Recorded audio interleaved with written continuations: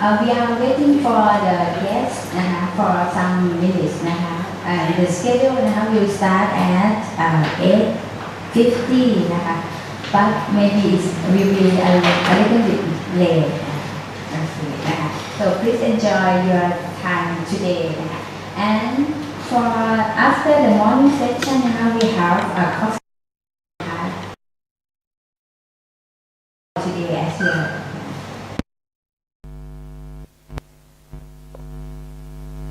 Channel left on the right hand side in front of the lift and you can take the break to this meeting room or to this conference room also so the break will be about 20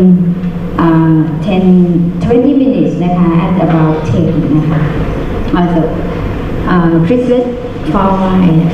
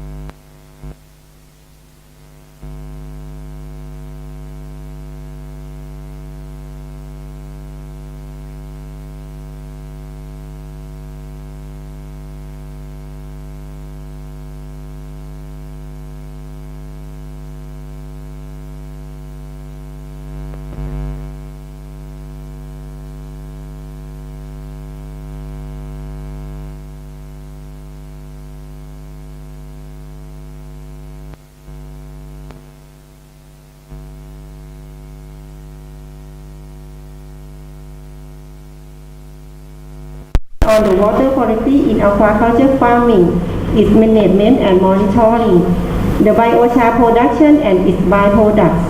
In the afternoon, the various of biochar application will be presented and end up the last session with the discussion on the opportunity and obstacles of biochar application to address negative interdependencies in the water food energy nexus in rural Thailand.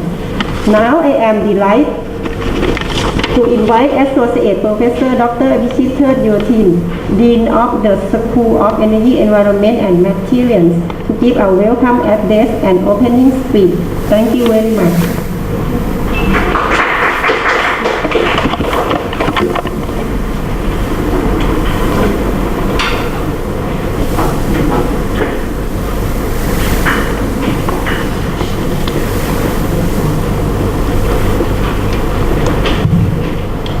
Thank you, Ajahn Saidao. Dr. Jutharat Kitivanit from Koso Aquaculture Research and Development Division, Department of Fishery, Ministry of Agriculture and Aquaculture and Cooperative. Professor David Werner from Newcastle University. Professor Jing Chung Chang from Nankai University. Professor Sung Hong Ha from the Sung Bak National University and Dr. Bao Song Thien from Vietnam National University of Ho Chi Minh City. Ladies and gentlemen, it is my pleasure to make opening address this morning about the workshop of the charcoal for environmental management, addressing the water, food, energy nexus in the rural Thailand.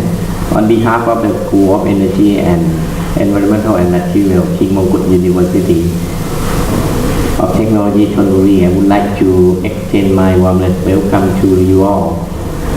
Ladies and gentlemen, I believe that everyone here realizes that a sustainable development goal of the 2030 agenda adopted by the UN Summit, it is a challenge of maintain global food security and access to the fresh water and energy to sustain livelihood and promote inclusive economic growth. Over the next 15 years, with this goal, we as an academic institute have to mobilize efforts to join the hand helping the world to our research. Aquaculture farming activity relying mostly on the water source from the fresh water and wastewater discharged to various receiving bodies of the water are influenced by the quality of such water. Impact on climate change causing seawater level rise, drought and monsoon wind pattern likely expose all coastal activity.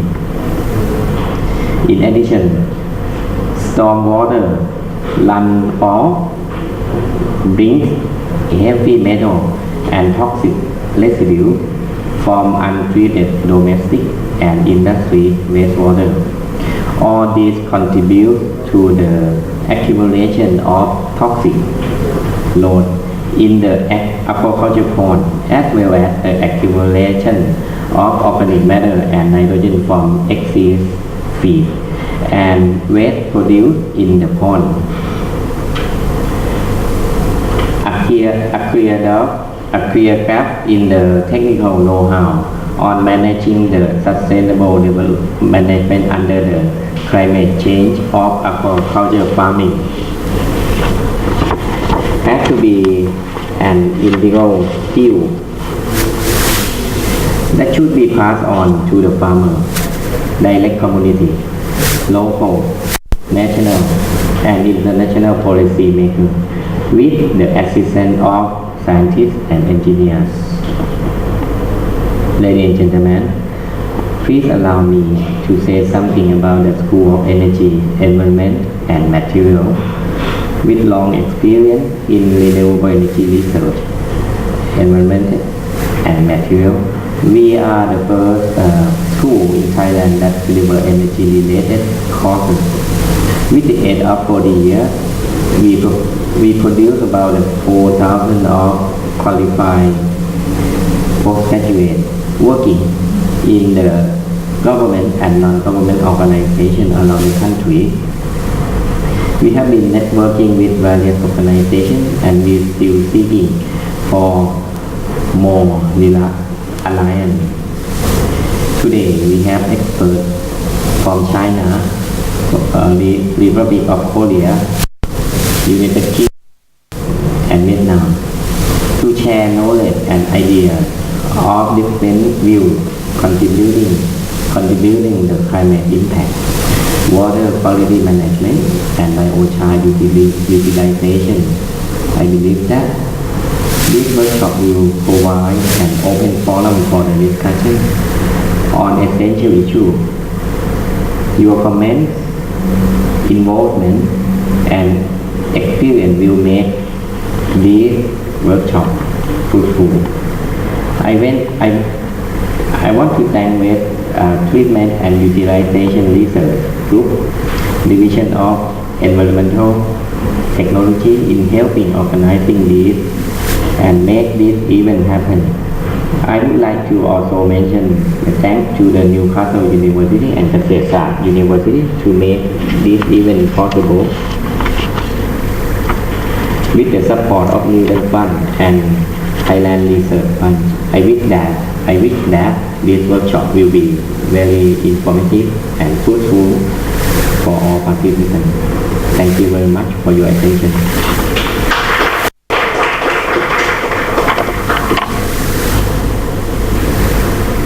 Thank you, Professor Abhijit for the welcome speech.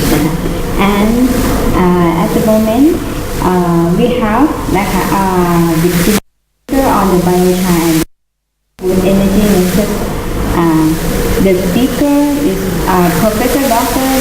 Werner from the Newcastle University.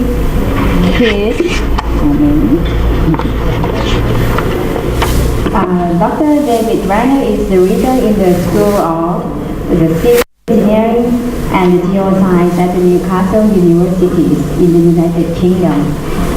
And he has a degree on the environmental science with a specialization in chemistry from the ETH Zurich and a PhD degree in environmental science and from the Eco Polytechnic Federal Lausanne. And he worked for 2 years as a postdoc at the Stanford University in the UK. His group at the Newcastle University performed research in environmental engineering with a focus on the modeling and the phase and remediation of organic pollutants in the natural and engineering system for the optimization of water, soil and sediment pollutants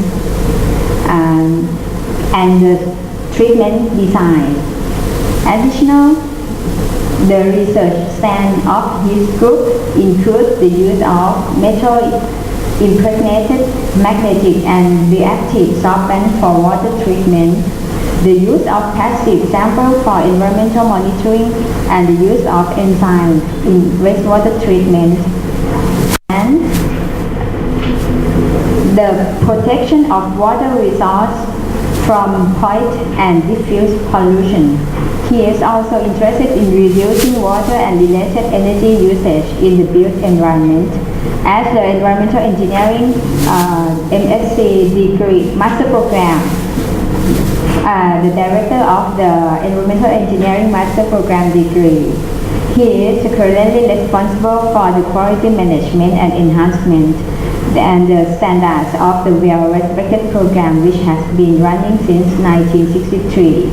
Ladies and gentlemen, welcome Professor Dr. David Werner for the speech.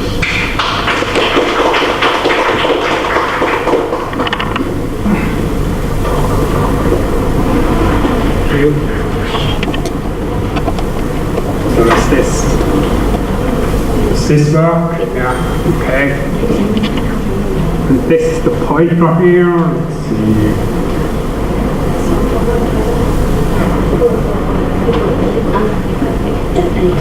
Okay. On the side. You can slide. Yes. Okay. Welcome everyone and thank you for coming to this workshop. So with my keynote, I just want to explain the context of the project that we just are starting to have a collaboration between Thailand, KMUTT University, Park University and Newcastle University in the United Kingdom. So I'm going to introduce first this concept of the food, water, energy nexus. What is the challenge, the problem that we try to address with our research, and then briefly talk about some of the opportunities for using biochar in this context. So the food, water, energy nexus, this was the topic of the research call that we responded to. And basically it relates to negative interdependencies between the way we produce our food, which uses a lot of water and fertilizer, the way we produce our fertilizer, which typically needs a lot of energy in fertilizer production, the way we treat water, and again use a lot of energy to treat our water, and then the way we also need a lot of water to produce our energy. So these dependencies between food production, fertilizer production, water treatment and energy production have negative environmental impacts which lead to scarcity of clean water, global warming and other impacts such as water pollution. So how can we try and come up with a different economic model where instead of these negative interdependencies, maybe we have some synergies between food production, water treatment and energy production. So this is just an example of the interdependency between water treatment and energy. And this is from the UK, which I'm more familiar with, but very similar. The numbers would be very similar in other parts of the world.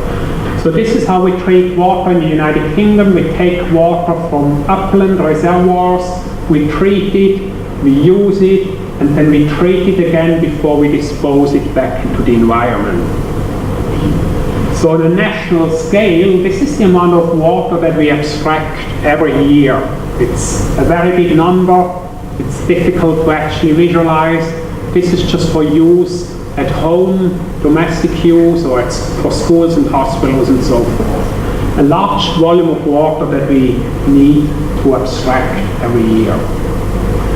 Now the amount of energy that we need to treat this water, both to make it drinkable, but also for wastewater treatment, is enormous. So this is the number here, 8 terawatt hours of energy a year just for water treatment. That's about the output of a nuclear power station. So we need one nuclear power station in the United Kingdom only to produce the electricity for water treatment. So if we use water, we also have to think that to produce this water, we need a lot of energy. We also need a lot of chemicals. We need about, I calculated, 13,000 truckloads of chemicals every year for water treatment. Now to produce food, we also need water. We visited some ponds yesterday to grow fish, so that uses a lot of water.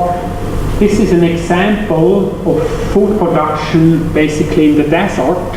So if you want to grow food in this environment, you need to irrigate, and that uses a lot of water as well.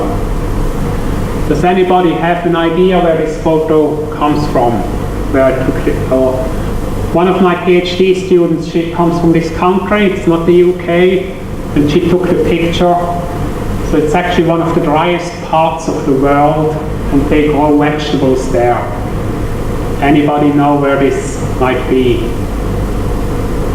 It's in Peru, South America. Now why is this relevant? Because the vegetables that they grow in Peru, we eat those vegetables in the United Kingdom. So if we buy asparagus in the United Kingdom, a lot of these asparagus are actually from Peru. So this is an illustration of what we call water embedded in the food and the consumer goods that we consume in the United Kingdom. So if the color here is red, it means that we import a lot of water associated with the food that we import into the country.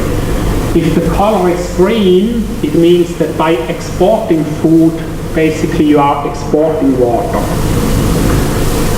So the important message here is, in countries like the United Kingdom, 10 times more water than we extract within the country is associated with the consumer goods and the food that we consume in the UK. So in addition to the water, 5 million megatons that we extract in the UK, we also have to think about 50 to 115 million 1,000 megatons of water that we are responsible for, but this water is used outside of the country. If you look at Thailand, actually here, you see it's slightly green, meaning that you export some of this virtual water because you produce a lot of food in Thailand for export. What about fertilizer? So a lot of the fertilizer that we currently use in agriculture is produced by what we call the Haber-Bosch process. So basically it picks nitrogen from the air by reacting it with hydrogen gas and producing ammonia. To make this work, we need very high pressures and high temperatures. So we need a lot of energy to produce fertilizer for the farmer to use in the farm. And that's very significant as well. So about 1 to 2% of global electricity production is needed for fertilizer production. So a lot of energy goes into the production of fertilizer, which the farmer then uses to grow food. Once we kind of use the fertilizer and we the food and then, produce wastewater. What we do in the wastewater treatment currently, at least in the United Kingdom, we use this nitrogen. So we start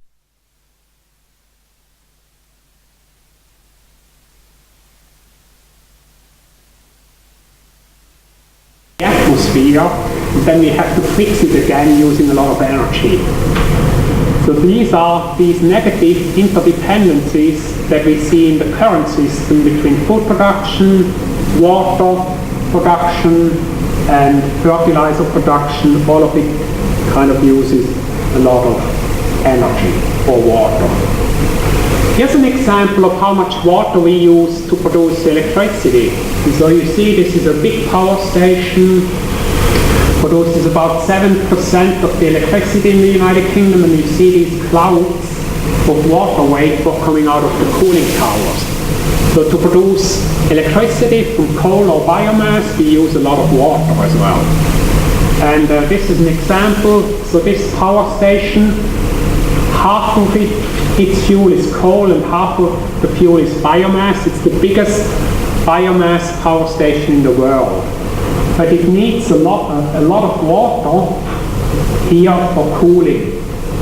So about 35 million cubic meters of river water a year is being used by this power station for the production of electricity. If we look at this on a national scale, so up to 1/10 of the water that we extract for use in households, we use for electricity production if we use these thermal power stations. And that's just because if we generate steam in the electricity production, we need to cool the steam down, and for this we need a lot of water. So this is the problem that we face, and what I'm briefly going to talk about now is maybe a different model, a different idea for how we could have a more circular economy and the role that biochar might play in this. So biochar is kind of produced from biomass, and this can be wood or coconut shells or straw, any kind of biomass. We pyrolyze that biomass and we produce the biochar. So this is the kind of solid product of the pyrolysis. The other product you get is biogas, which you could use for renewable electricity production. So this is a characteristic of biochar that's being produced with different types of pyrolysis conditions.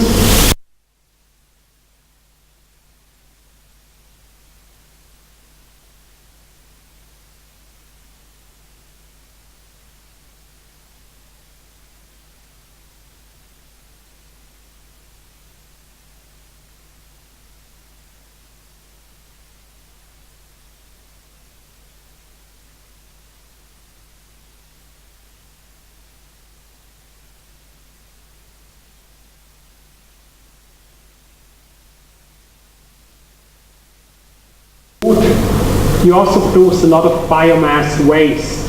So instead of burning this biomass in the field, for example, you could use the pyrolysis process or other processes to generate renewable energy. If you do this with pyrolysis, the other product you get is biochar. So the question is, how can you use this biochar from the pyrolysis process? And one idea we have is you could use this biochar in agriculture for water treatment and also to recover nutrients from the water. Hopefully this will then give cleaner water and food from the fish production here, but we will recover nutrients from the food production in the agriculture and return this to the fields as nutrient-loaded biochar as an organic fertilizer that we can return to the field without using a lot of energy. So that's broadly the idea that's behind our project, and at the end of the workshop I would like to get your feedback on whether you think this is feasible, what are the opportunities here, and what are some of the obstacles. But just very briefly, where we think there are opportunities for using biochar in agriculture. So we think it could potentially be used to filter water and improve water quality, deal with some of the issues that we've got currently in agriculture. We think it could be used in sediments. If we've got persistent contaminants, we could address that, or it could potentially be used for nutrient recovery. So here's an illustration of where this could be used. So it could be used to kind of treat the water that gets into a pond, could be used to prevent transfer of pollutants from pond sediment into the food chain, or potentially to recover nutrients from the pond water or from the effluent, return this to the fields. So in terms of water filtration, we think that biochar can be beneficial because if you pass water through a filter that contains biochar, it retains some of the pollutants, and then the bacteria can degrade the pollutants in the biofilter. So it's a combination of both retention and biodegradation. Here's an example of some column studies that illustrate this. So this is for atrazine. So we've got water that contains this pesticide. We pass it through a sand column, and you see that it breaks through relatively fast. If this column contains biochar and sand, but no biology, so if it's sterile, it breaks through a little bit later, so we get less breakthrough. But the biggest benefit is if we've got biochar, but also there's biology in this active column. So this is the atrazine that comes out of a column that is biologically active and is a mixture of sand with biochar. So you see there's a benefit of retention, this is sorption only, but there's also a benefit of biodegradation And if we combine the two, so biochar that is biologically active, we can significantly improve the treatment of the water in this biofilter. So that's one opportunity for the use of biochar. And this is just a second example, a different compound. This is a plasticizer, flame retardant, TCPB, with the same result that if you have biochar in a biologically active column, you get much less breakthrough than from the use of sand alone. So that's one opportunity.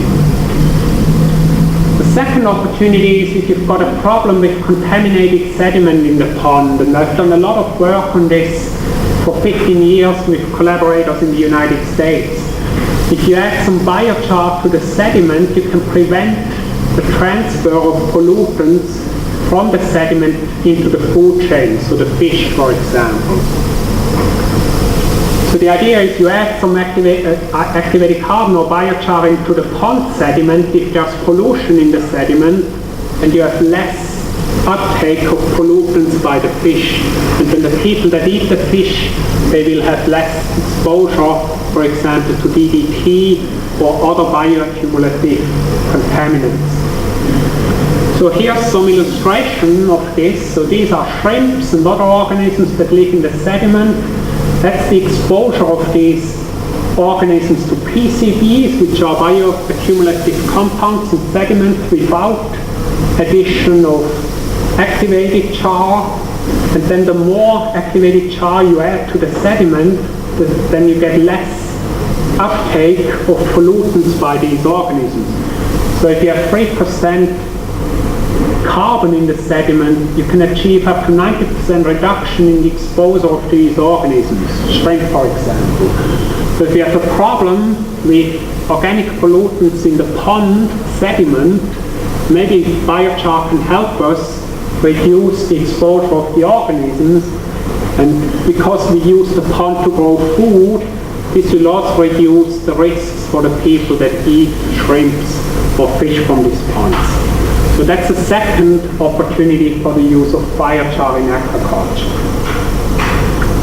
And then the third opportunity, and I think this is a very big opportunity if we can get this right, is to use the biochar to recover nutrients from the pond water and also address some of the problems with water pollution in aquaculture.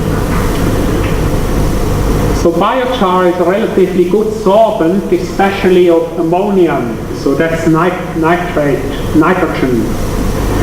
So that's the sorption isotherm for sand, the amount of ammonium you can bind with sand, and that's the amount of ammonium you can bind with biochar. It's much higher than sand. So if we can somehow recirculate pond water and capture the ammonium with the biochar, we can then return this biochar to the field and return the ammonia to the field, the ammonium to the field.